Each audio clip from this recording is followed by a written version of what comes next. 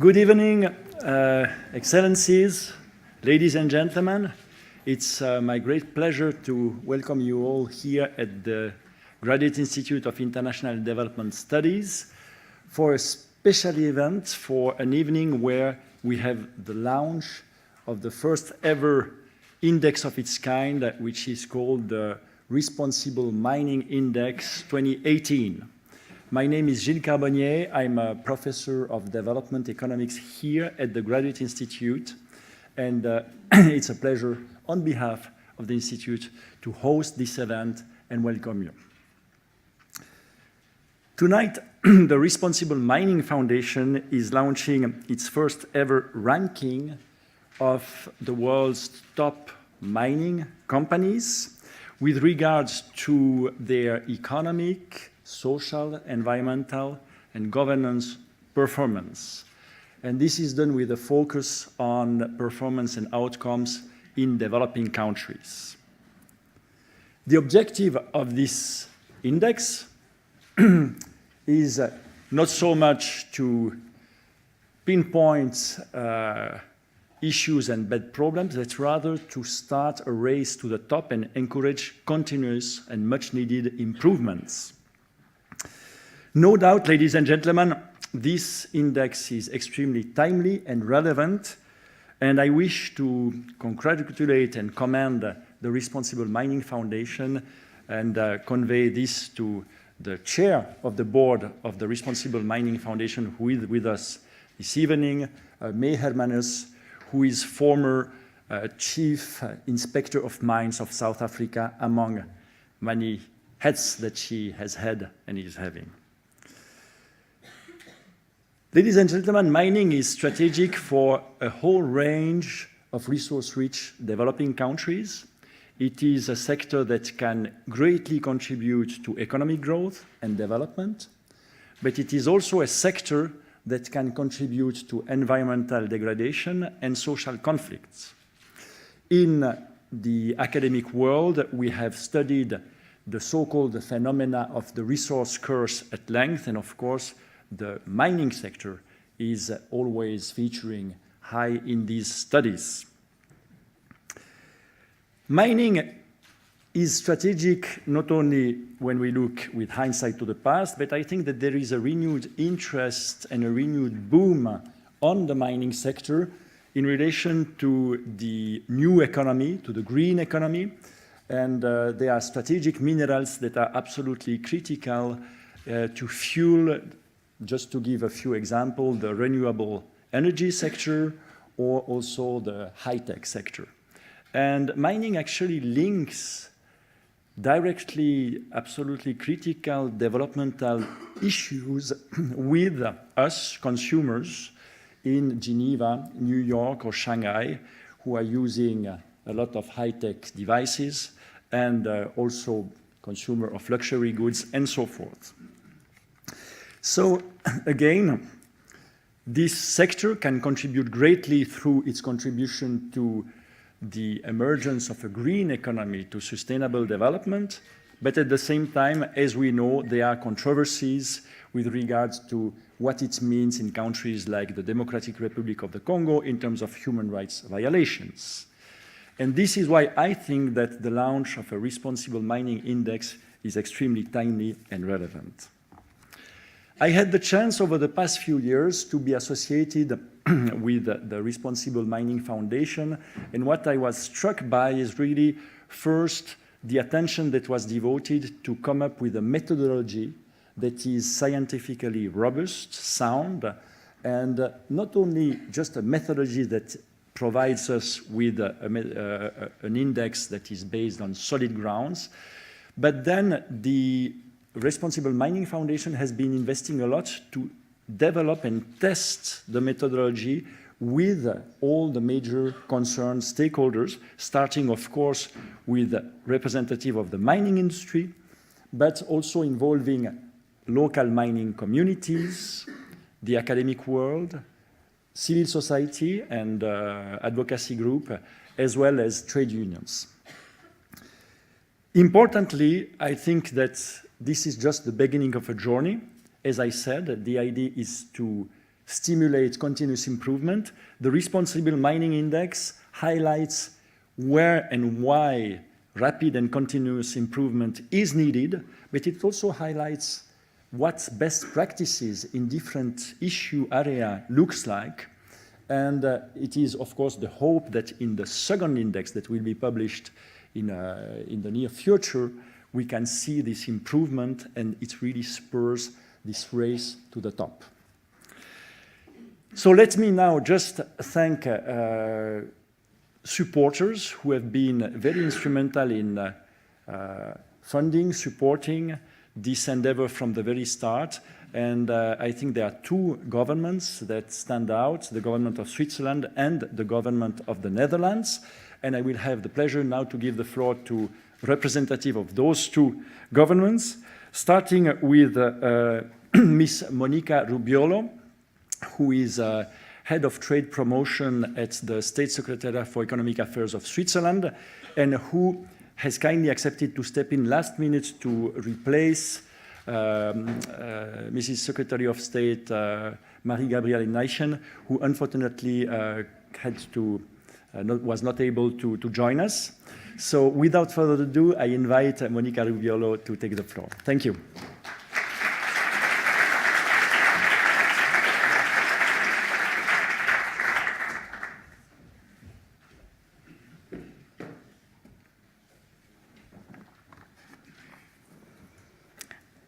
Dear ambassadors, dear Professor Carbonnier, dear ladies and gentlemen, it's really a pleasure for me to be here with you today for the launch of the first Responsible Mining Index.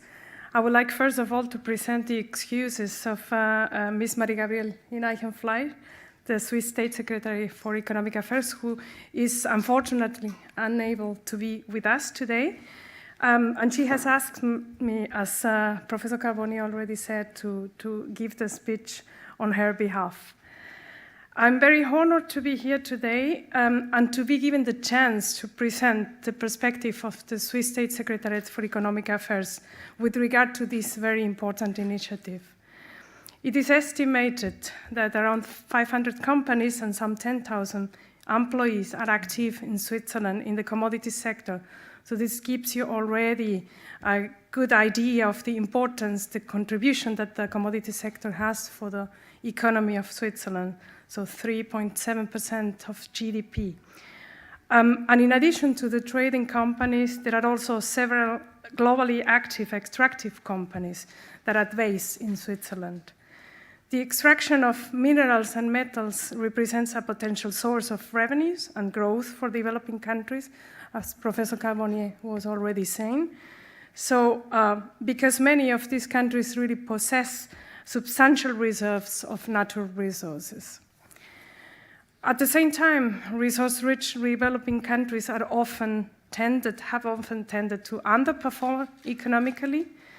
They face major social problems, potentially even conflicts, and suffer from poor governance and environmental degradation, so the resource course that was referred to before.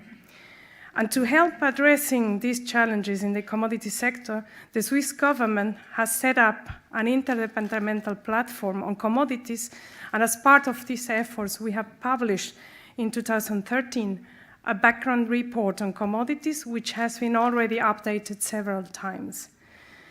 In this strategy, the Federal Council has underlined the importance of development cooperation projects for the promotion of transparency and sustainability in the commodity sector in developing countries. And Switzerland is really taking very serious the responsibility we have for this sector. In this context, it's clear that we applaud and we have been a big supporter of the Responsible Mining Foundation. Now, what is the Responsible Mining Index? And I don't prevent what Hélène is going to explain later. But it's clearly an assessment of 30 large mining companies on economic, environmental, social, and governance issues. The practices of large mining companies play a decisive role to assure that developing countries can indeed benefit from the major potential of its resource richness.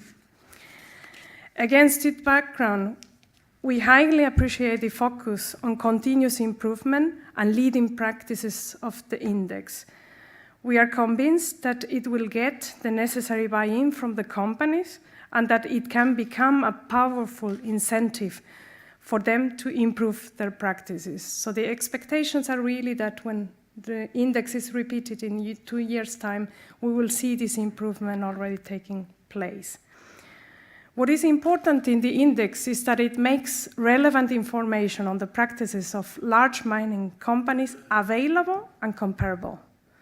Does it reduce the information asymmetry, which is a very important obstacle for having an informed discussion, and strengthen the stakeholder dialogue between private sector, mining companies, governments, and civil society? With its focus in the large-scale mining sector, the Responsible Mining Index is for Switzerland a complementary initiative to others we have in the small-scale mining sector, like the Better Gold Initiative, another SECO-supported initiative, which is also under the Trade Promotion Division activities. We are therefore convinced that the Responsible Mining Initiative is a very relevant, a timely, and a promising initiative with a high impact potential. Switzerland has supported the index since 2015. Since then, we could observe how the index was developed, how the Responsible Mining Foundation has developed a solid methodology through a wide and very interactive stakeholder consultation. We are very happy that the first Responsible Mining Index will be launched today in Geneva, in Switzerland, and we are looking forward to the presentation of the results and hopefully also to the transformative impact it may have on the extractive sector. Thank you very much.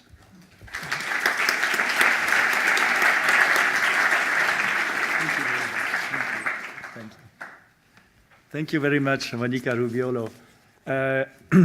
I will now give the floor to a longtime friend and supporter of the Responsible Mining Index.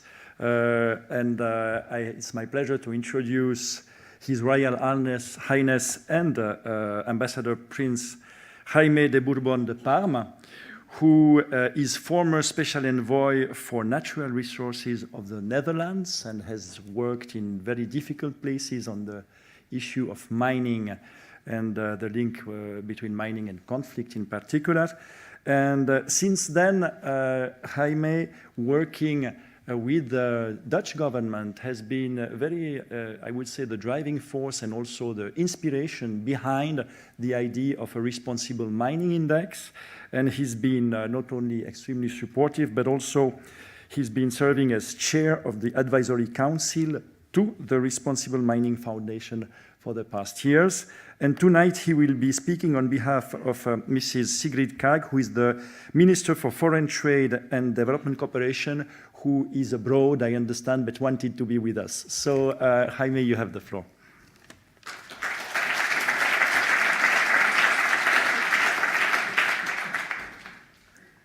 Thank you, Gilles. Thank you for hosting us here at this beautiful center. It's wonderful to be here, ladies and gentlemen. When we think of metals and minerals, we think of something precious. The sparkling gold in a wedding ring, the rare metals in your phone that help you connect to the world, or the supportive metals in the plane, train, or car that took you tonight to this venue. Even this building is wired, adorned, and even decorated by metals. Look at all this metal plating everywhere. We couldn't have been in a better place. So metals and minerals are truly something precious. But in contrast, we associate the mining sector with social and environmental challenges. The mineral wealth often does not benefit local populations. Many host communities continue to live in poverty. They have to cope with the environmental degradation and social disruption caused by mining operations. These communities are also at risk from human rights abuses and conflict. But globally, mining industry is paying an increasing attention to these issues. In recent years, corporations are undertaking many initiatives on responsible mining and engaging with governments, NGOs, and local communities to improve their impact on society. The questions we can ask ourselves now is, what is the leading practice of the large mining companies, and on improving the economic, environmental, social, and government practices. But can they also do more? And can they lead the way for their peers so that the mining industry as a whole can be associated with something precious for all concerned? We are here tonight to witness the birth of a new index, the Responsible Mining Index. And this is cause for celebration. The index has assessed company performance against the society expects of mining companies, based on a range of internationally agreed practices and principles. And I'm here to offer the full support of the Kingdom of the Netherlands for the Responsible Mining Index, and to convey the warm congratulations of our Minister of Trade and Development Cooperation, Sigrid Kaag. It is no surprise that the Netherlands is supporting the index from the very start. This index embodies our belief that resources should contribute to a socially and environmentally sustainable economic development. Over the past few years, the Netherlands devised several agreements on responsible business conduct for the sectors that are most prone to serious risks in the global value chains. So far, agreements have been signed with the textile and clothing industry, with banking, gold and timber industries. Several other sectors are expected to reach agreement in 2018, for instance, the insurance sector, or the metallurgic sector, the food, and of course for the Netherlands, the flour industry. I feel that the business community is really starting to grasp the need for sustainability. More and more companies want to act responsibly. And we have increased powerful tools to motivate them even more. In 2017, the Corporate Human Rights Benchmark was launched with support of the Netherlands, and today, the first launch of the Responsible Mining Index. The index can stimulate companies to become more sustainable. When we find our peers outperforming us, we work harder to catch up. When we become leaders in the field, we work hard to stay ahead. Benchmarks can be a driver for change, and reaching the core of company strategies. Not only the mining industry were looking at this index as a point of reference, but also their customers, companies down the supply chain. Think of strong brands in jewelry, specifically in Switzerland. Think of technology brands worldwide. Think of transport or building sectors that are all close to consumers. They are conducting due diligence on the supply chain based on OECD guidelines or UN principles for businesses and human rights. To determine where the minerals come from, they want to know where do their minerals come from. They will prefer to be associated with mining companies that are known to adhere to the highest social and environmental standards, and thus are seen as responsible. But not only the consumers of the mining industry will be looking at this index with interest, but also the financial sector. I've been discussing with banks, and they have voiced a lot of interest to the index. They said, if we invest into mining companies that adhere to strong standards, there's less operational risks, less financial risks. So also the financial sector will be looking at this index. It's an old cliche, but it doesn't make it less true. What gets measured gets done. So what we measure gets done.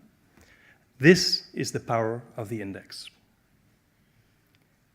The other crucial ingredient is cooperation, a familiar concept to Dutch people like me.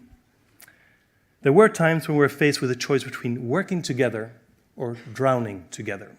So we made dikes. And it's all about multi-stakeholder dialogue. And by stakeholders, I mean all of us, civil society, government, businesses, financial sector. We all need to collectively voice what we expect of the mining industry and then work with the industry to make it happen. In the Netherlands, we firmly believe in the power of multi-stakeholder participation. And as a former special envoy for natural resources, I helped to set up a conflict-free supply chain of minerals from Congo. We work with local mining corporations and NGOs to tag every bag of tin from the mine all the way to the border to make sure it wouldn't finance any war. And traders after that, and smelters in Malaysia, and companies such as Philips, Tata Steel, and Fairphone would source this material into the products sold to consumers. Back then, I didn't know if that would be a success. We started with one pilot mine. Now, we have reached 820 mine sites in eastern Congo, employing about 70,000 workers. So instead of a war economy, this is the start of a peace economy in Congo. And while I was working with these artisanal miners, I felt the need to work globally with the multinational companies as well, for they have a huge potential for having social and environmental impact. And a few years ago, I was invited to a meeting of the CEOs of the large mining companies at the World Economic Forum in Davos. There, the CEOs discussed best practices for responsible mining, so they're actually really talking about this thing. But someone suggested an index, and the CEOs discussed it seriously, but then said it was too soon. But the idea stuck in my mind. And then a friend, Robin Scott, introduced me to the founder of the Access to Medicine Index, a Dutchman called Wim Lereveld. And he generously shared his knowledge on how to build an independent and impactful index. And supported by funding of the Netherlands and Cordate, we initiated a feasibility study to see if building a mining index was possible. And the conclusion was an index would not be easy to make, but it was indeed possible, and it would have a big impact on the industry. And then Pierre Huppers, who is here in the room, he was the consultant who worked on this feasibility study, and he introduced us to the next person that became the first CEO of the Responsible Mining Foundation, Isabelle van Notte. She worked closely with Hélène Piaget, and in time handed over the responsibility to her to lead the foundation. And these two ladies and their professional team, a solid board of trustees and valued advisors, have done the hard work and built this independent, balanced, and detailed index. The Responsibility Mining Index will be, with the support of the Dutch and the Swiss government and many private donors, is now a reality. Ladies and gentlemen, we are confident that the Responsible Mining Index will have a positive impact on the mining industry. We encourage the best performing companies to lead the way for their peers, so the mining industry as a whole can be associated with something good, and that the local communities can benefit from the mineral wealth. Today, you associate the gold in a wedding ring, the rare metals in your phones that help you connect to the world, and the supportive metals in the plane, train, or car that will take you home tonight as something precious. In the future, I hope you will come to associate the mining sector as something precious as well. And now, it's up to you and the rest of the world to use this index and stimulate responsible mining. Thank you very much.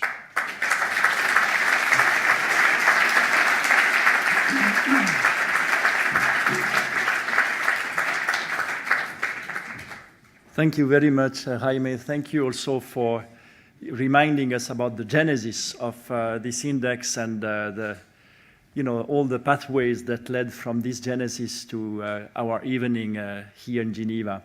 And I would like now to give the floor to the boss, to the Chief Executive Officer of the Responsible Mining Foundation, Hélène de Villiers-Piaget, who has been actually leading us through this pathway. And the few times I met her, she was either coming back from mining communities in Liberia, Mongolia, or Peru, or she was heading to the major mining conference in South Africa and Canada and elsewhere. And by linking all these different dots, I have the pleasure to give you the floor so that you can walk us through quickly through the Responsible Mining Index 2018. Hélène, you have the floor.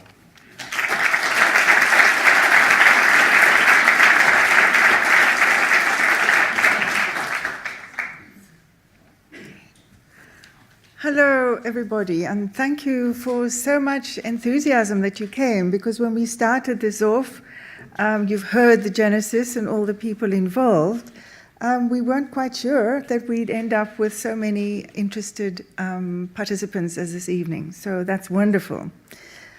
I'd like to build on what Jaime had to say about the genesis and what made this possible. So I'm the person standing here as the token voice of the work on enthusiasm and guidance and hopes and dreams of so many people around the world. You've heard about the formal participation from Jaime, But I'd also like to say that who's missing here this evening for me is the herder in Mongolia, the gentleman who came 2,000 kilometers to make his voice heard and tell us, we don't want anything from the mining companies. They don't have to give us money. They don't have to give me a job. But they must cover the coal trucks, because when they go through the countryside and the coal dust blows off, it gets into the hair of the camels, and I can't sell their wool for the same price. It reminds me of the community in northern India, who met with us in the only place that was big enough to hold a small meeting. It was a 3,000-year-old Hindu temple. And they showed us with great pride and sadness that they're no longer part of mining happening there, because there's no local jobs being offered, no local procurement. And they showed us the 3,000-year-old artifacts, archaeological artifacts of mining having happened there. And I think about the wonderful young representative for the youth in Abidjan, who came to tell us that it's fine, the company near us is not bad, but please tell them to give us training. They don't have to give us jobs, but let them train us to be plumbers and electricians, and we'll go and make our own way. And so on. I can mention many. I just want to bring that because it feels not proper to reference the people who can't travel, can't be here, but have been part of the voices that brought together what makes this index and its contents. So Gilles said I must be quick in presenting the index, and I'll do my best to be as quick as possible. These are the words on which the index and all of our work rests. This is the belief that responsible mining should benefit economies, improve the lives of people, and respect the environments of producing countries particularly. And as you see, while at the same time balanced out with making sure that companies also are able to have a fair and viable return. So how do we do this? For us, the governing phrase is encourage continuous improvement in responsible mining. And throughout the work with my colleagues and others who have helped us, we keep going back to, so how do we operationalize encourage continuous improvement? And we hope you'll see that in how we've presented the results. So just a little bit more about what we cover. You've heard before that it's 30 companies, very globally dispersed, and they cover, and this is a little bit what is different about the index, they cover listed stock exchange companies, but also state-owned companies and private companies. These 30 companies represent about 25% of the value of production worldwide, and they are headquartered in 16 different countries. They operate over 700 mines in over 40 countries. They're also responsible for over 200 closed and suspended mines, and they're represented in 109 tax jurisdictions worldwide. The blue, the turquoise that you see there represents the home countries where they're headquartered. The dark gray is the producing countries, and those red dots represent the 127 mine sites that were selected out of these over 700 for particular attention and particular indicators at mine site level. So the framework, just quickly again, for those of you that don't yet know the index, as you'll see down the list, we cover a number of thematic areas: economic development, business conduct, life cycle management, community well-being, working conditions, and environmental responsibility. And across the top horizontally, you'll see that we measure these according to commitment, action, and effectiveness indicators. And from the sizing of the scale that you see there, the largest is action, and the smallest is commitment. And then there is some effectiveness, which was a particular request from the mining industry. So, to the overall results. Hot off the press is a book which most of you would have gotten as you came into the room.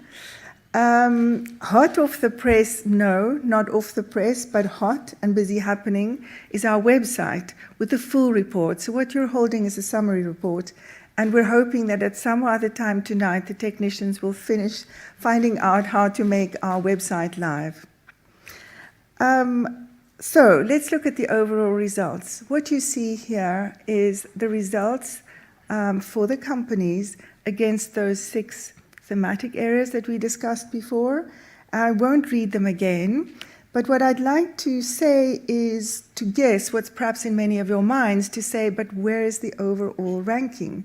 Why don't you have an overall ranking, which is the normal thing to do? So this is because as we did the analysis, as we started seeing the final results, we realized that there's an enormous richness and there's enormous variability in company performance across these different thematic areas. So companies that do pretty well in some of those thematic areas do surprisingly not so well in others, and the reverse, companies that maybe overall don't appear to have a high level of performance surprisingly do really well in one other area. And we felt that given as well that there are very particular constituencies and stakeholders interested uniquely in some of these thematic areas, that we would leave it as is and offer people the richness of this information. And the last reason why is that if we were to reduce them to one ranking, it would really be about who's the winner, who's the loser.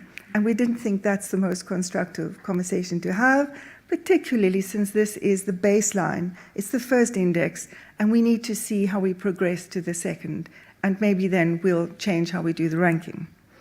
So there are different ways to look at this. If you look at it horizontally, we're looking mainly at how do companies compare to one another. And it seems to be instinctively where people look, and this is what we've seen from the media inquiries we'd had until now, that they keep saying, well, so-and-so seems to be doing pretty well, or that company's not doing so well. And we realize that's where people instinctively look. But we'd like to recommend that another way of looking at it, so not on the horizontal plane, but on the vertical plane, is to look at the areas for improvement and look at the gaps that companies can still improve in.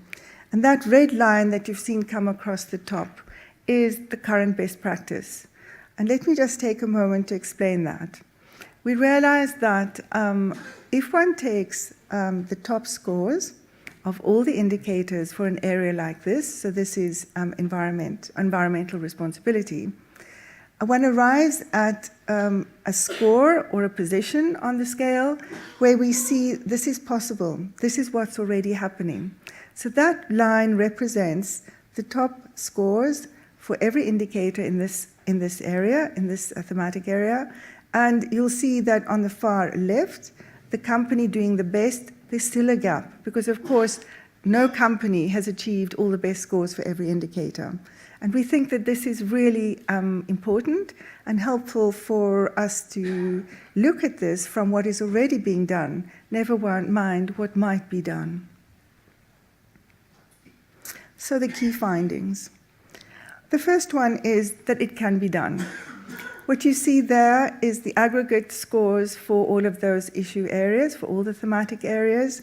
And you'll see, for example, the red one is working conditions, which surprisingly seems to be the lowest overall score, given the fact that working conditions have been regulated for over a century in most countries, and one would have expected that it might be higher. We'll come back to working conditions. But for us, it was important to be able to see that if one company got all the best scores, in other words, things that are already being done and being achieved, they would actually achieve 73% of the potential full score. And that's pretty good. So we've tried to bring out the message that it can be done. And there's evidence that it's already happening across different companies, not in one company. The second finding is that there's a great variety, there's great diversity of responsible behavior, responsible performance. The list of companies on the left is alphabetical, but it shows you that 19 of the 30 companies show up somewhere in the strongest 10 performers for every area. We think this is very encouraging, and for us, it's a motivation for companies to improve and follow continuous improvement. Another way in which you can see diversity of responsible practice is if you take an example of this scale, this graph, and those little yellow flags is where we found leading practices. And as you can see, you find leading practices not only in the top performing companies, but across the range, which we found very inspiring and worth showing up. And then we come to commitments. So commitments, if you recall, was one of the measurement areas. And commitments is the strongest throughout. We'll see that if you look at those the tall bars in each of the colored areas. And again, if we look at the orange one, that's working conditions, huge commitment on health and safety. But if one starts looking at action and effectiveness in most of those issue areas, you see less performance. So the encouragement, the message is that commitment needs to move into action and then, of course, into measurement. So as Jaime said earlier, what gets measured gets done, and that's where we're interested in the effectiveness measurement. Adverse impacts. So unfortunately, it's true. There are a lot of adverse impacts in the mining industry. It's a hard and a difficult industry. And as we've seen, again, from media queries already in advance now of the launch of the index, we've been asked questions like, well, that company looks reasonably well, but look at this terrible adverse impact that's just occurred somewhere in Latin America. What do we think? So we don't think anything particular, except that we do think it's really important to keep focusing on the fact that adverse impacts are a reality, and we should all be working towards minimizing those. And again, where good progress happens, it's always such a shame that adverse impacts, in fact, undermine all the good progress and often undermine the messages in the media. As you'll see from this word cloud, fatalities is the most frequent adverse impact that we found in our research, followed by things like pollution and the others that you can see for yourself. And we came to this study, to these results, by looking at over 6,000 reports of different incidents around the world affecting these companies. The interesting thing, though, is that we realized the data is incomplete, because for some companies, a few of them, there was 0 incidents, which is obviously a sign that our data is incomplete and that there are gaps in the system in terms of finding the adverse impacts in, we think, possibly regions or countries where there's less freedom of association and freedom of speech. External requirements. This has been interesting, and we've been, one hears that people think, yes, it will make a difference if there are external requirements, and we found that this is indeed true. And of course, external requirements can be in different forms. It can be the requirements of a membership organization. So to a degree that's voluntary, you've joined the membership organization, but there are certain requirements for reporting. And it can, of course, be if you follow something like GRI, which has certain requirements if you're using their reporting mechanism. And the same goes for regulations or policies and legal applications. And one example is here. What you see is a country that's been marked where they're operating. And if you look there, you'll see the orange circles indicate project-level data that's being shared, that's not being shared. So they report payments to government at a national level. The ones that are in green are those where they are reporting, it's the same company, where they're reporting project-level information on payments to government, and those happen to be EITI countries, which of course have their own sets of requirements. So for us, we see this kind of example over and over in the data that we've been looking at. And then there are many wonderful case studies. So we invited companies to send us examples of leading practice on every indicator where there was a question asking companies to provide us with examples of leading practice that they felt proud of. And many wonderful things were put forward, many positive ideas were put forward. But so often, this was not across the whole company, and it tended to be a case study that wasn't being implemented broadly. Here is an example of a company, and you see the difference in the kind of scoring they received across their 5 mine sites, where there's certainly no systematic application of the same good practice. And then mine site level data. So this was a new field for us. Many people helped us grapple with how do we find disaggregated data at mine site level and bring this into the public domain.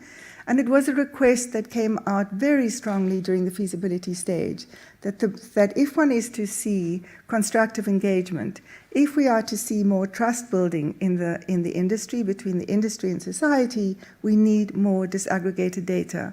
We've heard that so very often from so many sources. So in order to try and test this out, we chose 127 mine sites out of the over 700 and applied 6 indicators to each of those by name. But the results were very poor, as you can see. So those big numbers that you see actually represent the number of mine sites that scored 0, where there was no information available and none forthcoming from the companies. This is something we'll be working on in the coming year as we work on a mine site level study to better understand how we improve this opportunity that there is in disaggregated information at mine site level. I'm not being quick enough, Gilles, but we're nearly there. So our last finding is that open data sharing is still evolving. We'll be sharing on our website over 2,000 documents that were provided by the companies or that we already discovered in the public domain.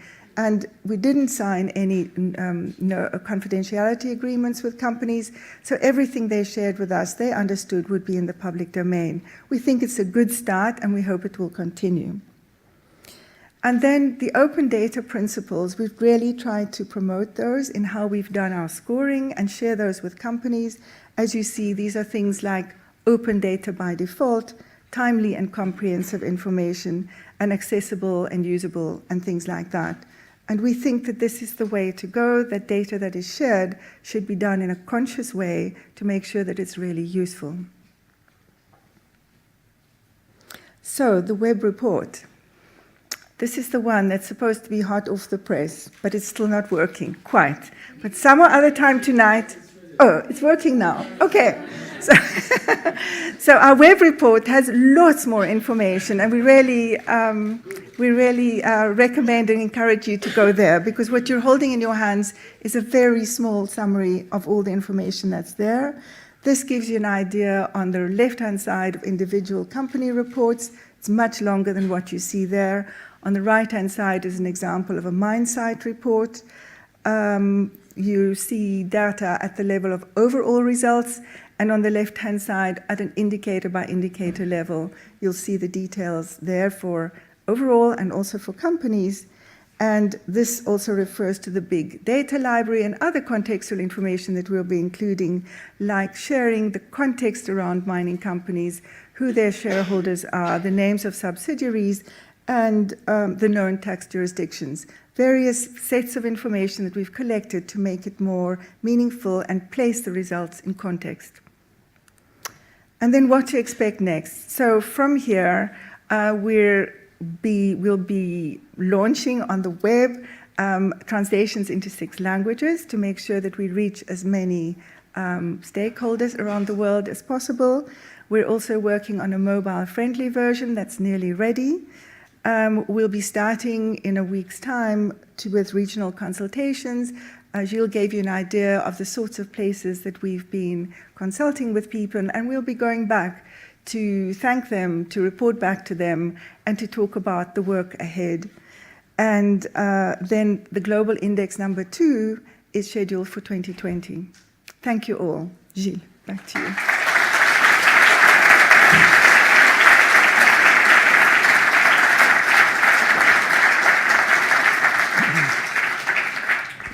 Thank you very much, Hélène. Indeed, I invite you all to go on the website and to see the richness of data that is transparently provided to all of you, all of us.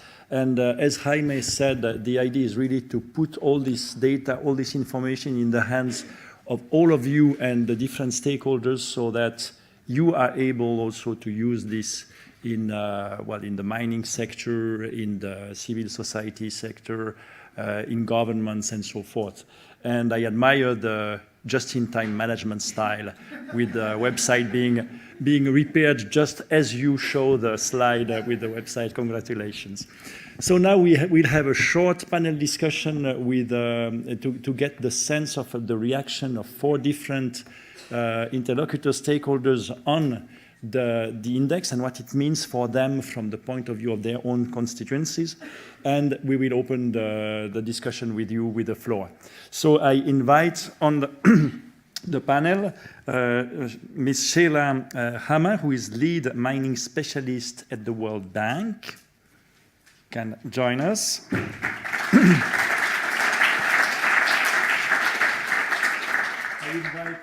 I invite Jonas Moberg, who is the Executive Director of the Extractive Industry Transparency Initiative. Welcome, Jonas.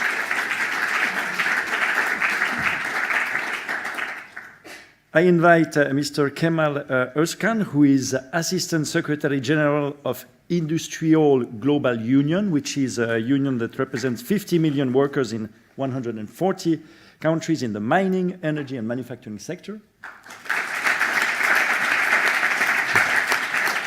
And last and not least, I invite Elisa Peter, who is the Executive Director of Publish What You Pay, a global coalition of civil society organizations engaged for transparency on payments related to mining and extractive activities.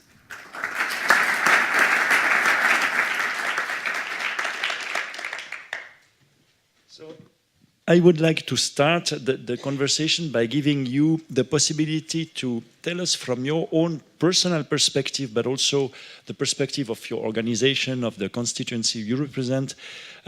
What does this responsible mining index means for you? What do you see as the potential? And what is your own appreciation of this contribution? May we start with you, Sheila, to give us a bit your own take on the with 3-5 minutes just to have your view on that. Yes, of course. Well, thank you very much. Thank you for having me. I do remember a couple of years ago having a conversation with Hélène about this initiative, and I'm glad that we have seen it through thanks to your prevalence. But from the World Bank's perspective, of course, we see mineral resources as a vehicle potentially for reduction of poverty. In many countries, however, where we work, where countries are very well endowed with minerals, this hasn't been possible. And there are several factors, and one of them is the subject of the role of companies themselves and the extent to which they carry their weight in making sure that they contribute positively.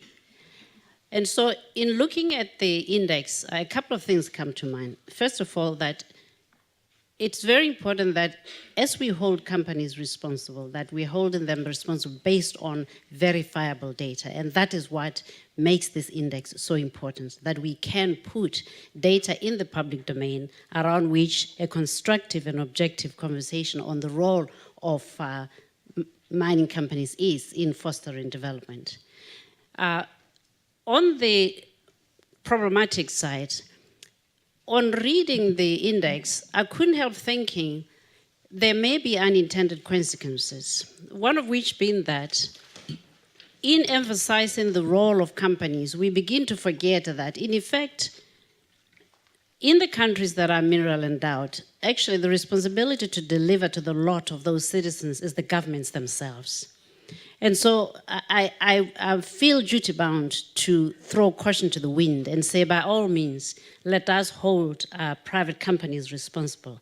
But let us not forget that, first of all, the governments are de facto the landlord, and so they have right of first refusal in the first instance, not to license corporations which, on account of this index, we deem that they are not worthy of partnering with those countries because they are unable to meet these criteria. This, I think, is the single most important thing for governments to recognize this and for them to exercise this right. The second, of course, is that as we look at data, there is data and then there's information. There's publishing and then there's communicating. I dare say for those who produce the index, as indeed is the case for many who produce index, your problem is not the data. Your problem is how to break that down into concrete messages for those that can then use it. First of all, to hold those companies to account, but also to inform behavioral change. Because if you think about it, in the policy space, in the strategic space, first there's knowledge, and then there is knowledge that impacts thinking, and then the trigger mechanisms to change that behavior. This data is not useful to us if it cannot serve as a mechanism for changing behavior for others that have not yet reached that 73% benchmark that we are targeting, but also for others that may, for whatever reason, be below the radar screen. Let me finish by saying, of course, if you are a large corporation with a visible brand, we're going to start with you.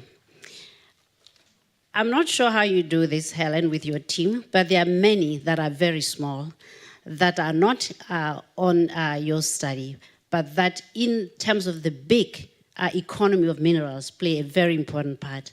We know, for instance, today that I could look at several of those companies and none are in Africa for several reasons, and that's another issue itself. So I must put a challenge to you and your team. What are you going to do about those many companies that are doing business that are not as visible and that are not so easy to find, so that we too can target them and bring them along? Because in many countries, actually, they are the critical mass. So let me leave it at that.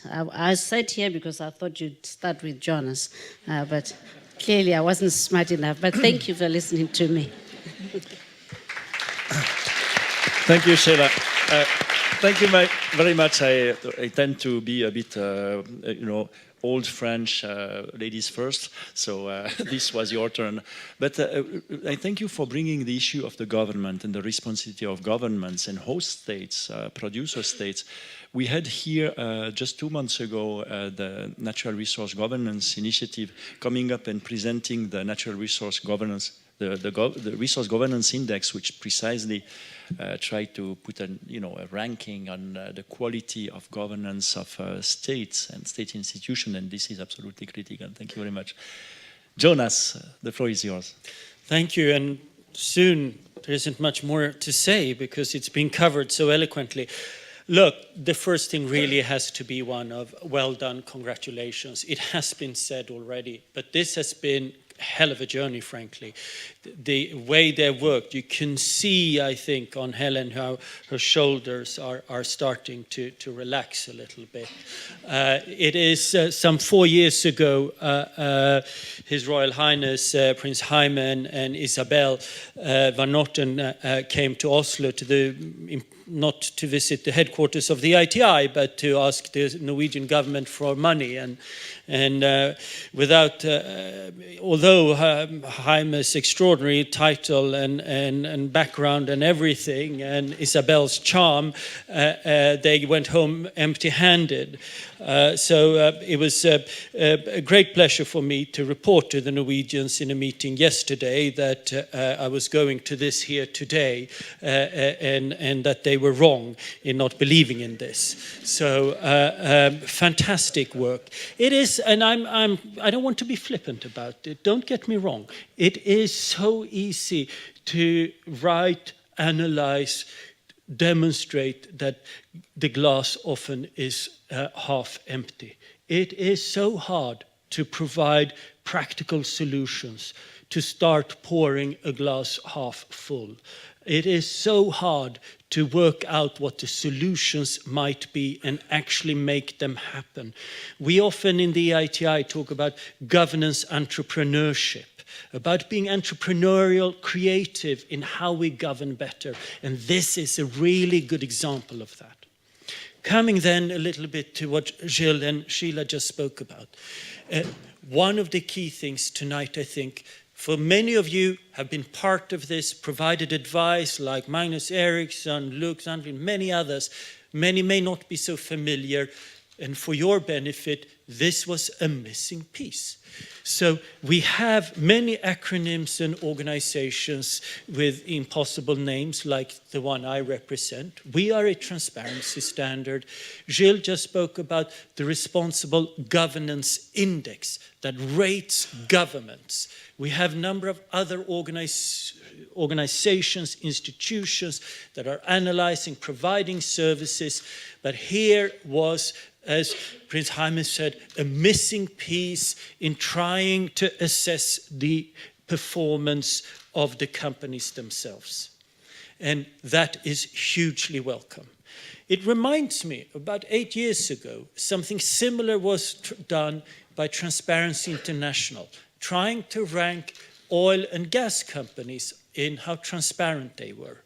It wasn't that easy, and the companies were not willing to engage. Once the companies realized where they ended up on the ranking, as it were, they started to bit by bit start to engage. Why am I saying that here now? There aren't so many here now. I think that's quite reasonable. Hélène explained a little bit why they haven't made an aggregate index now. That might have been a good way, gently, bit by bit, step by step. I suspect going forward, it might be necessary to aggregate a bit more and bring it a little bit more together. And I think that many of those companies will start to join even if you do that. A couple of words about indices. We know that they can be incredibly powerful. We know that they are many times flawed or have flaws with them. That's not a reason for not trying. They need to be solid. They need to be solid enough so that we will use them. There are many RECs, indices, that have failed, that have been a bit too opportunistic. And I think we should applaud the fact that there is so much background information that has gone into this one. In a sense, I suspect that you've learned from many of those RECs in terms of better be on the solid side of things, take it slowly and gently, and building on that information and data. That said, we know that it's not perfect. And I think that Sheila makes a really important point. We have a tendency to focus in the global debate on the ones that have made strong and high commitments and that in one or more places are falling short. That is how the media cycle works. That is what brings attention. And we need to be mindful of that dynamic. We need not just, we need to be a bit careful in how we campaign and looking at the wider picture, also the things that may not immediately grab headlines. So I think the methodology to us seems to be a very good one, even if it has some weaknesses. So where am I coming from to this? So the EITI is a global transparency standard. It's implemented by 51 countries. It deals with openness about payments from companies to governments. It deals with bringing about contract transparency. It's about making practically meaningful transparency in the countries themselves. And many companies report within the EITI. Many companies support the EITI. And if they didn't do that, we wouldn't be where we are. But we need more. We need to understand what the companies are doing where. And one of the things that I hope maybe Elisa will speak a little bit about is that in each of the EITI countries, we're working very hard with organizations like hers, Publish What You Pay, to bring a national debate, because accountability has to happen in the countries themselves. And there's something called EITI national commissions in these countries that include civil society. And we all have a duty to them, as Hélène opened with, of, in a sense, helping them to hold their governments to account. And here, my last message would be, yes, Prince Jaime spoke about now it's for others to use this. you have made some observations in the report. You made some key findings. My point is that it's not black and white making data available and it's for others to use. It is many grades of many shades of gray there. And I think that we have to collectively do a much better job at institutes like this, wherever we are, to lead camel to water, to help use the information, to really make sure that it leads to improved accountability. Thank you. Thank you, Jonas. Thank you, Jonas. You have already, raised a question to Elisa, so I'd like to continue and give you the floor, Elisa, so that you can follow up. Great. Thank you very much, Gilles. It's a great pleasure to be here tonight. And let me say from the onset that as an international anti-corruption organization, we very much welcome this first edition of the index. At Publish What You Pay, we believe that disclosure of information not only act as a strong deterrent to corruption, but can also enable local populations, and in this case, mining-affected populations, to claim their rights and to engage in an informed dialogue with companies and governments. I have 3 overall observations to make. The first one is, it is surprising how little information is available for specific mine sites, and Hélène has mentioned it.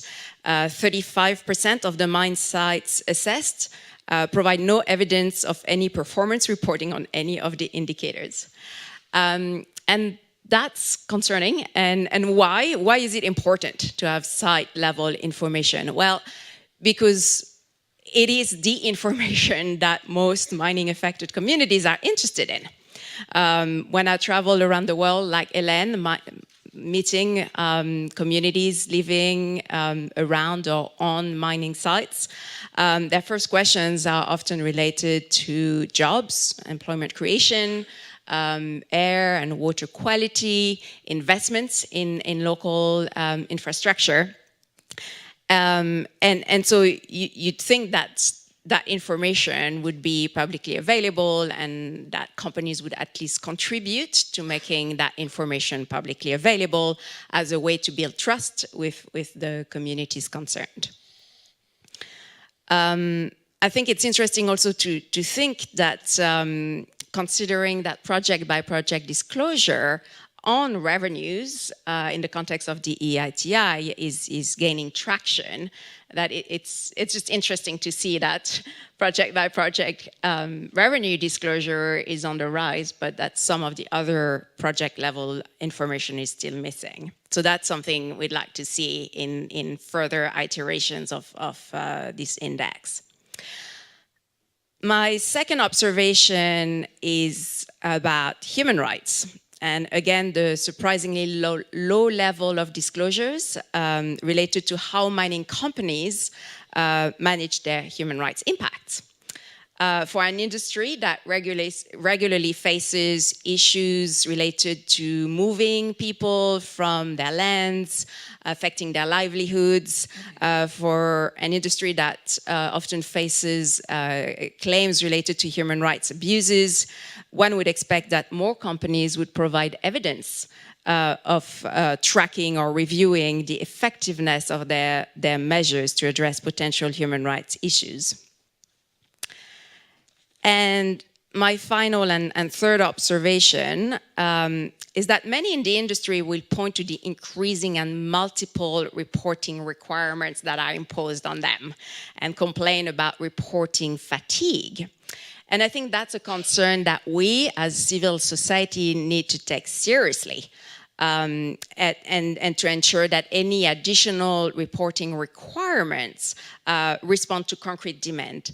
And in that respect, I wanted to commend the approach of the foundation in consulting with mining affected communities before they even started thinking about the thematic areas and indicators to make sure that those issues were those that were of interest and importance to people on the ground. And why is this important?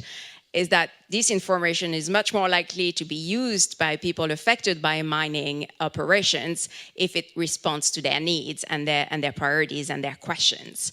So well done in starting by asking the intended users of the information what they needed or wanted to hear.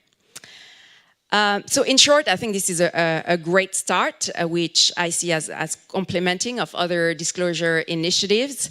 And I think it really demonstrates that the transparency train has left the station. There's more and more companies are disclosing more and more information, more and more regularly, in often more readily formats.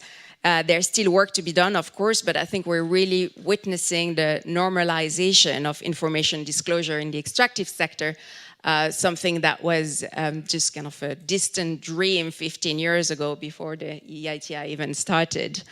So I know you haven't asked me the question, but what will success look like for the index in 2 years? So for me, it's precisely what Jonas was saying about creating a national debate around extraction. So ensuring that the information, the rich information that's in the index and on the website is used and analyzed by mining affected communities and other stakeholders to engage in an informed and constructive dialogue about how natural resources can effectively contribute to sustainable and equitable development. Thank you. Thank you, Elisa. I turn now to you, Kamal. Actually, one of the possibly surprising and less expected outcome and finding is that among the different issue areas, working conditions is the one that ranks lowest.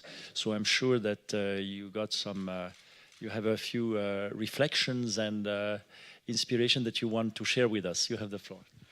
Thank you very much. Indeed, as you mentioned, the report we have heard from Hélène has just confirmed what we are facing in the mining industry for quite a long time. It is just a confirmation. And Hélène said she did not want to announce any the winner at the end, but it is obvious that there is a clear loser, that is the workers. And it is seen very well in this picture, I can tell you here.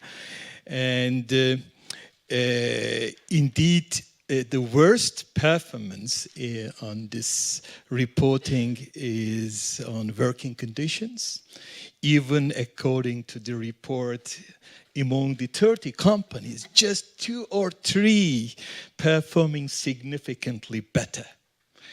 And there are quite variations in different segments for child labor, for forced labor. But when it comes to the fundamental rights like freedom of association, collective bargaining, and social protection, and the reality with which we are facing is completely different. And this is why the report is confirming what we have on the ground. And health and safety. And more or less all the companies are very much proud of having a very good health and safety policy and record. According to the report provided in 2015-16, 331 fatalities, even though we put quite big reserve about the correctness of this figure. And it is not just fatality, it is diseases, it is incidents, near misses. And there is a huge problem of accountability and reporting in the mining industry, I can tell you. So the loser is clear, and we welcome the initiative of RMI. So since the beginning, we are working with Hélène and her team in providing information, and also in the development of index. And we have quite sufficient experience and knowledge in working in the area of sustainability, corporate social responsibility. We have different types of code of conducts, industry initiatives, multi-stakeholder work. And at this stage, the objective needs to be to do the real job on the ground rather than making a public relations work. And this is why our first expectation from the initiative is that it needs to make the industry quite accountable, credible and transparent. And we need to have a kind of a narrative for the sector globally. There are quite big challenges, problems, difficulties. This is why all the actors need to transform the industry globally to make the mining activity, mining work for people. And this certainly requires an extensive stakeholder engagement and dialogue between labor, civil society, the industry, the governments. And here the main issue is for stakeholder collaboration is to achieve international standards which can provide a pathway for being able to overcome the challenges. And at this stage, we need to be very honest and blunt. There is a big trust deficit in the mining industry. There is a huge problem of transparency and credibility. And these prerequisites require a clear and very open dialogue. So that means the industry needs to be able to change the narrative. It should not just be for reporting or for making public image, but it requires a digestion, internalization of such narrative narrative change for the mining industry. So this is why our expectation is that this initiative will provide quite important input for developing such stakeholder engagement and dialogue with the information provided, with the pressure on transparency.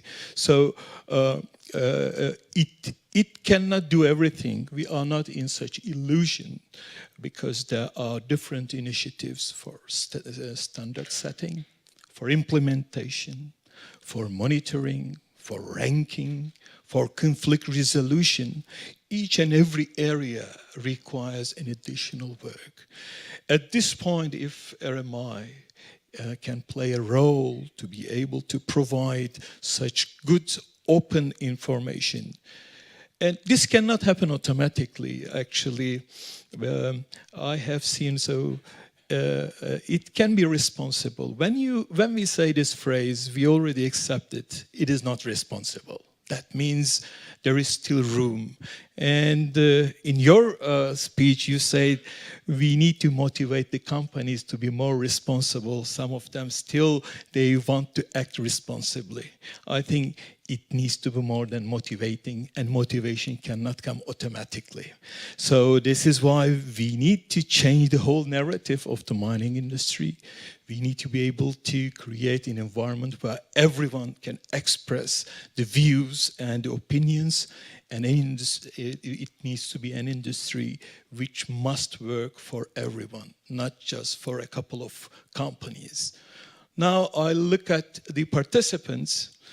I don't see any of the company representatives maybe here. Even normally one would expect the leading companies shown in this report should be here with a big crowd, but I think it is, at least it doesn't seem to me quite normal that those companies who are shown as the leader with the good practices are not here. I think this is an important indication to all of us. We are seeking stakeholder dialogue, but one of the main actors is not visible in such platform. I think this needs to be noted very well, and this is also a clear indication for all of us about where we are. And our job is not easy. And we will continue to do our job in our own areas.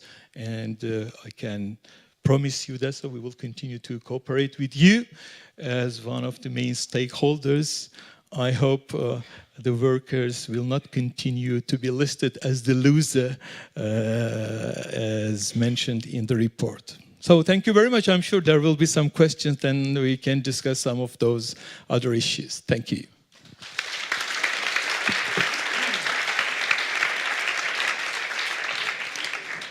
Thank you very much. Time is flying, and indeed you have mentioned the audience. It's high time to give the floor to the audience for comments and questions. We have some, a good quarter of an hour left, and I will hand over the floor. We have a few microphones, so if you tell us who wants to take the floor, it would be great. And let me just add that, of course, as Hélène mentioned, the Responsible Mining Foundation has engaged very intensively with the mining sector and mining industries over the past few years, months and weeks.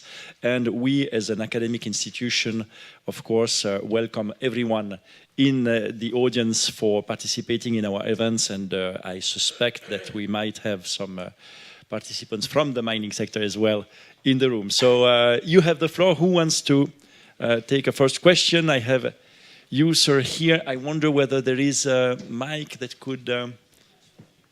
yeah. Yes. Yes. My name's Sam Carmalt from the University of Geneva, and this is actually a question for Madame Piaget. And that is that when I invite Madame Piaget to join us, indeed. Thank you. Just very briefly, when I look at the map, I see big areas where you didn't visit any mines. And I'm wondering if you would want to just comment very briefly on what kind of distribution you were looking for in the mines that you visited and how that might change going forward.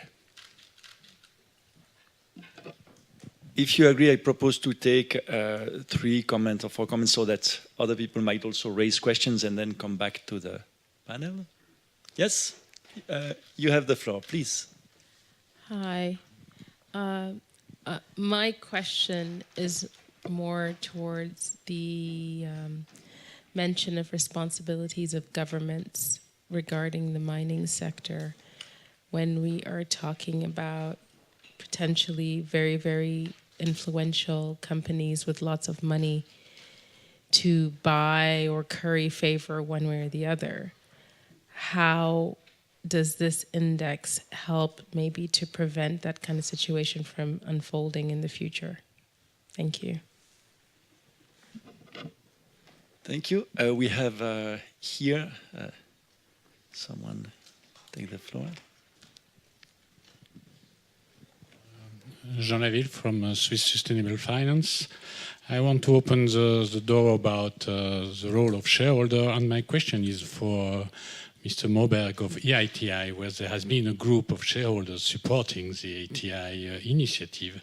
I wanted from you, what is your experience of this support of shareholders to engage with countries and wind companies, and how you can give an advice to responsible mining index to how to open the door with shareholders. We'll take a 4th question before coming back. You, madam, please. Hello, my name is Dorothy Baumann-Pauli. I'm from the NYU Stern Center for Business and Human Rights.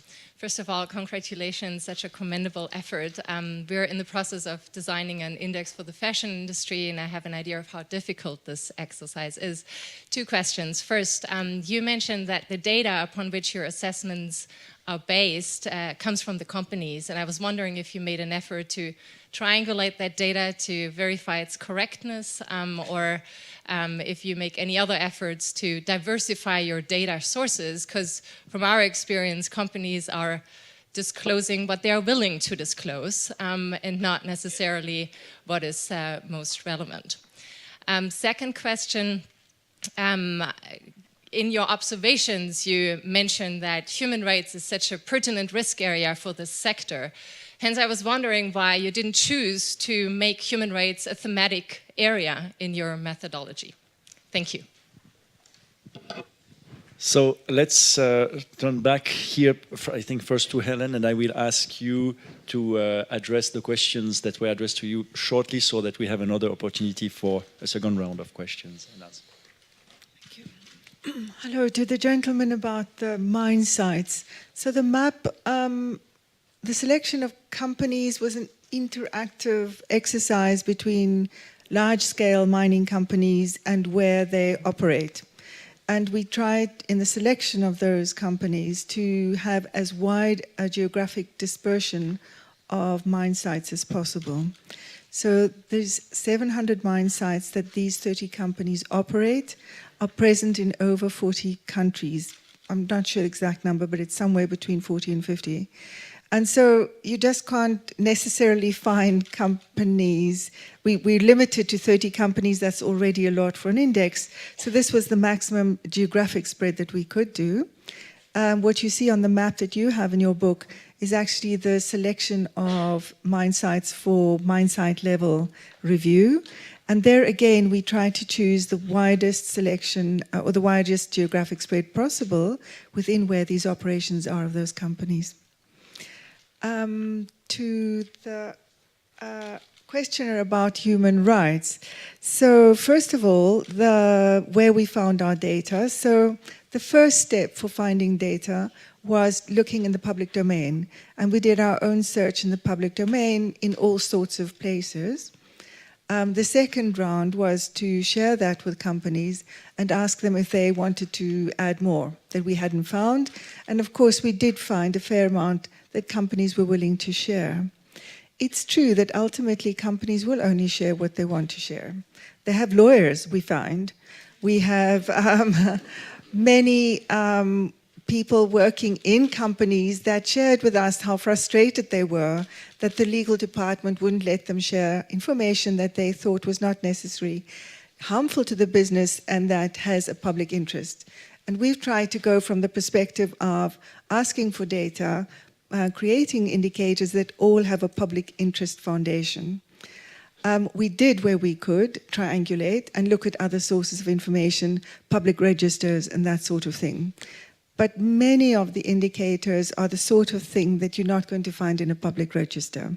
And one is dependent on getting evidence from the companies at this stage. Also, with such a wide range of mining sites, mine sites, it was just completely beyond the scope of our study to be able to do anything physically, field work, and bring in more data from other sources. At this stage, that was just not possible or prudent. As somebody said, rather go slowly and carefully and not crash too early. In terms of human rights, we certainly thought about that, but we thought it's beyond having a thematic area on human rights because it transcends all areas. And we see it as a transcendent theme throughout. And so, as you see in the end in our observations, we select out human rights, and on top of that, human rights defenders, because we think it is so important. But we felt that it transcends the other issue areas, and on its own, it was a choice of how one slices and dices thematic areas. So it wasn't to minimize it, but actually to say we think it's prominent throughout. Thank you. Jonas, I think your question is... Sure. Can I pick up another one as well? Thank you. No, very briefly, shareholders. Look, when the EITI coalition was formed over 10 years ago, and we could start to get governments implementing and company support, shareholders, institutional investors, pension funds for a better name, were incredibly important in bringing the big upstream companies to our table. There's no doubt about that. And we could notice when pension funds would bring up governance issues such as EITI in the investor relations that had an immediate impact. Since then, I'm afraid that I think that the interest has become a little bit lower. I think that many institutional investors, pension funds, they have very small resources to engage on many of the issues. They have to prioritize a lot. I think it is coming back. We see a huge interest, of course, on climate change. I think we'll see a very strong interest on battery supply, the DRC, and so on. I think they'll come in strongly on those issues and demand for responsible supply chains, what His Royal Highness spoke about, and so on. I think we'll see more of that come back in. The interesting thing, I think, in the coming months will be to see to what extent they will start to use the index. Because they buy information from certain sources that they rely on in terms of assessing performance of their companies. Are they going to start to use this one? I hope so. We need to make them aware of it. If I could just bring very quickly, and I suspect Sheila might wish to come in as well on the thing with governments. And I think you really raise an important and interesting and complex question. And if we look at the first of the set of indicators, the one on economic development, I must admit I've been sitting looking at this one and the underlying information for a long time. And I'm sort of bewildered. I don't quite know what to make out of it. Because the fact is that the greatest economic impact of the mining sector is the taxes it pays to these governments and royalties and fees and so on. That is a huge source. In fact, it is by far the largest source of income for many of these governments. And that is not something that we quite address here, I think, at least not directly. And it raises many issues related to what kind of taxes are being paid, how they are being paid, and so on. So there are many performance issues. And we're starting to see, for example, the biggest pension fund in the world, the Norwegian pension fund, has started to issue expectations on tax policies in companies that it holds equity in. So I think there are a number of interesting issues that relates to the interface here with governments. Another part of the answer, which I think is quite a different one, is that I think it will help governments. Governments want quality foreign direct investment. Let's make no mistake about that. They want responsible long-term investors in their countries. That is one of the most clear message that I get in my job from the 51 countries that implement the EITI. If this can help making companies be more responsible and make governments identify who is behaving responsibly, it is helping governments in those sometimes very difficult relations. Thank you. So yes, you are right. Jonas and I come a long way, so he knows what question I'm going to be interested in. And yes, I think the question you ask is very important because, of course, if we just do the index without saying what behavior does this index lead to and how desirable is that behavior, then we fall short. So I think the first thing is to understand that actually it's not surprising, Hélène, that many of the companies don't have the data you were looking for. I'm surprised with the health and safety because that's their stock and trade. They should have it. But in many of them, actually, these are outcomes. This isn't corporate behavior. Companies don't report economic impacts. Companies report profits. Companies report ore recovered, tons mined, etc., etc. So perhaps the answer to your question is this, that if we migrate these, as many of these indicators as possible, to become de facto what is required of companies, then they will measure it. Then you'll have the data, then you'll change the behavior. The real question is, how feasible is it for us to do that? And for me, that is really the spanner in the works. As I look at the indicators, I see nothing I object to. But I see a lot which I have difficulty in translating into the domain of companies.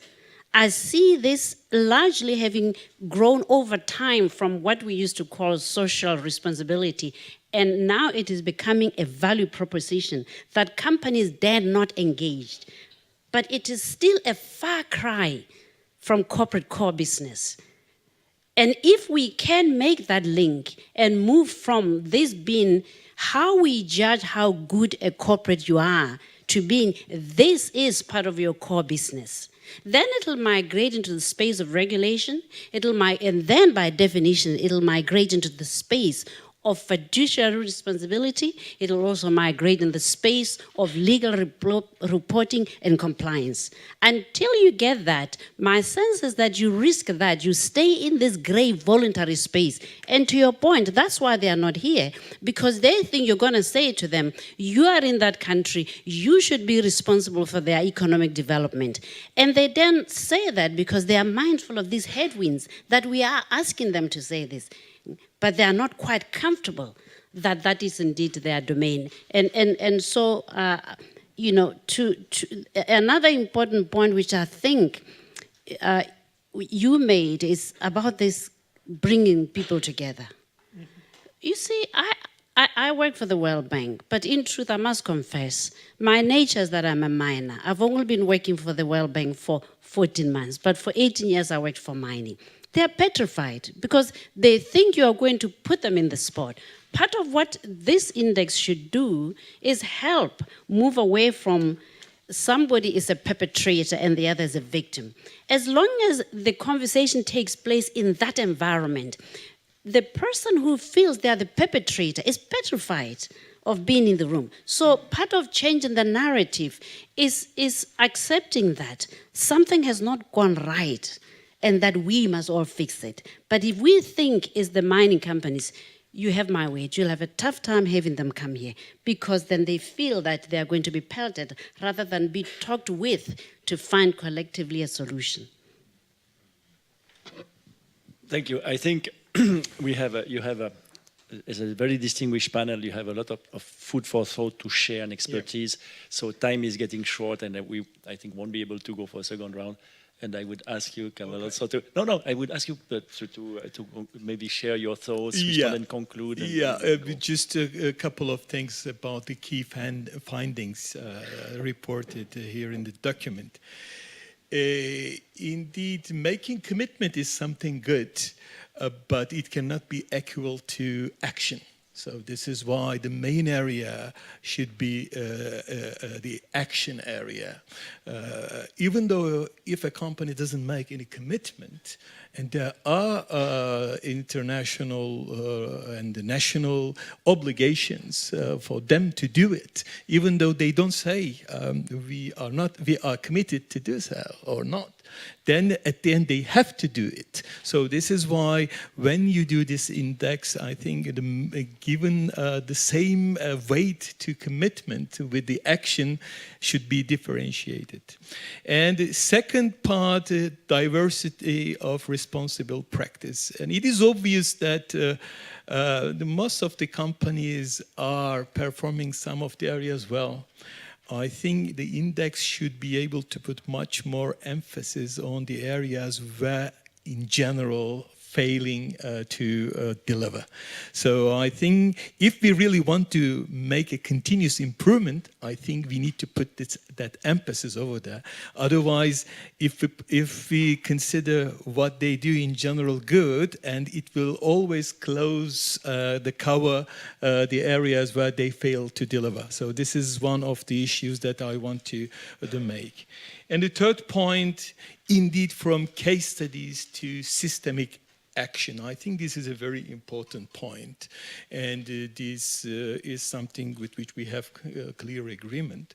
And we are in this business. We know these companies. We know in which subsidiaries they are failing. And when you look at the report, when you ask them some information, deliberately they don't provide the information about those particular investments in some countries. But the real problem is there. So this is why it is important to force the companies to give the right of selection to the index, and then you should be able to say, we want to have this information from those plans. We are already ready to provide all those feedbacks from the ground. Let me tell you, with those companies, we have global agreements. And in general, the experience is that they get much more credible information from us rather than the local people, local managers. This is an experience we have not just in one sector, in all the sectors.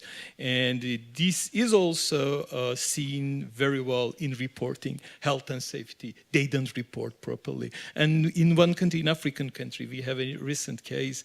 The company announced a fatality number, but we know it from the ground that it is not correct. It is a complete lie because there are other. But the main reason is the local management, they want to hide it because it impacts their performance. So this is why it is important to be able to pick up those problematic the workplaces to be able to see the general picture of the company concerned. These are just a few points that I wanted to make at this point.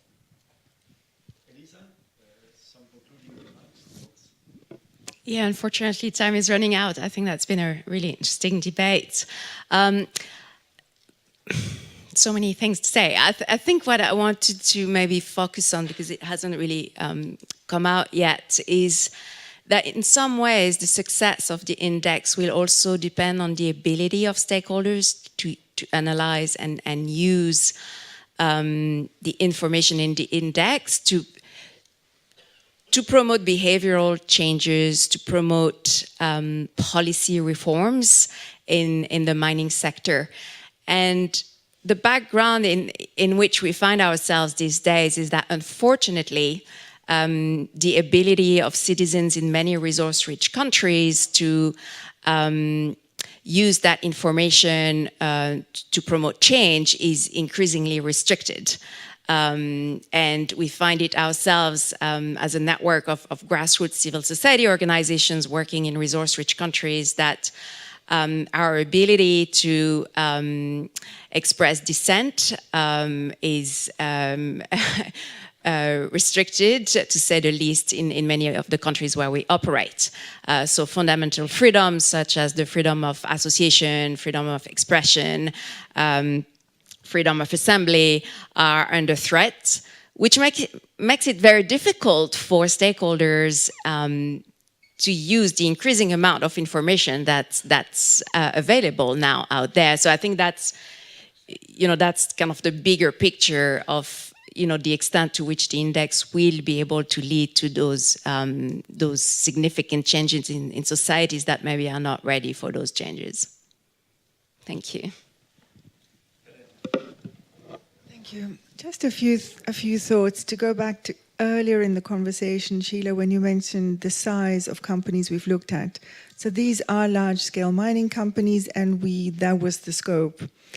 We will, though, in this coming year, be looking at some mid-tier companies in our mine site level study, because we recognize it's a huge number of companies out there. There's something like 6,000, but these 30 we looked at make up about 25% of what the 6,000 would be mining. So we agree that it certainly is an area, but one has to have some level of comparability. In terms of how tough or not we speak to the companies, just this last week I was accused of appeasing the mining companies because we write in such a neutral tone and in such an encouraging tone. So somewhere between that, our aim is to be encouraging, but we sit with the other side of the spectrum that we have to take into account. Yeah, and then helping people to use the information, making sure that it gets used. This is absolutely essential, and in a sense, all the effort and the contribution that many people have made to bring it to this point is just the beginning. It's just to make a tool for using and for bringing about constructive dialogue. So we will be going out and doing some of that in different regions during the course of the year, but it's limited what a small organization like ours can do.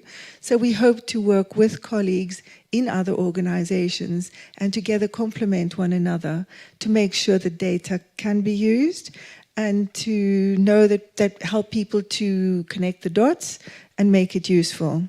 And then lastly, I'd like to concur with the problem that Elisa has just mentioned, and that is there are limits to how useful data can be in restrictive environments. And we saw in one country that people were very angry with us and said, you don't realize we get killed. And all this information, this thing you want to do, this index, we can't use that information because we don't have the freedom. We get killed. And I think that that's just a reality that we also need to know is a limitation on the ambitions we have for indexes, for sharing information, and that it's the responsibility of all of us, in whichever way in society, as users of mining, all of us are part of mining because of how we live. And that it's not only about pointing fingers at mining companies, but thinking about ourselves and leveling that playing field so that in all the different ways we can, we influence environments that do open up for constructive engagement and responsible mining. Thank you, Gilles.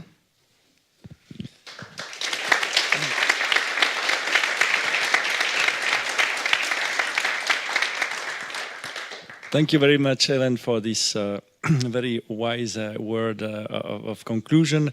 I'd like to conclude on my side by encouraging the many students that I see in the room, our students, to use the data that is now available in research. And I would also encourage our colleagues of University of Geneva and beyond to use the Responsible Mining Index in both teaching and research, but I would encourage actually all the stakeholders present to then being able to use this fantastic material which is there to push the bar and to encourage continuous success, which is the subtitle of continuous improvement, sorry, which is in progress, which is the subtitle of the event. So let me conclude by thanking wholeheartedly our distinguished panelists for coming all the way to Geneva and sharing your thoughts with us. I would like also to thank our distinguished guests from Switzerland and the Netherlands, and of course commend Hélène and her team for this fantastic job in bringing this Responsible Mining Index to reality and having the successful run. I wish you a nice tour across the globe to launch the index and present it and discuss it with the different stakeholders elsewhere. And thanks to all of you for your active listening and your question. Have a good evening.